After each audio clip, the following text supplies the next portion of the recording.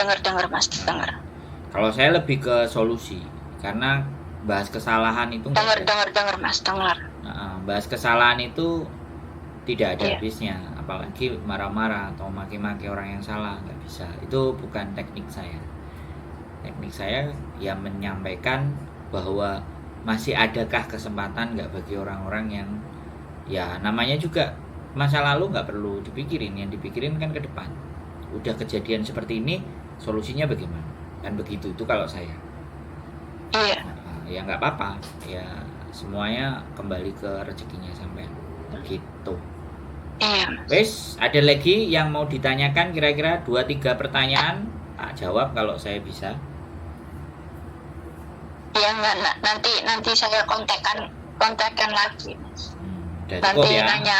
Udah cukup jelas Iya, ya. udah itu aja Mas. Oke. Makasih ya Mas Andro.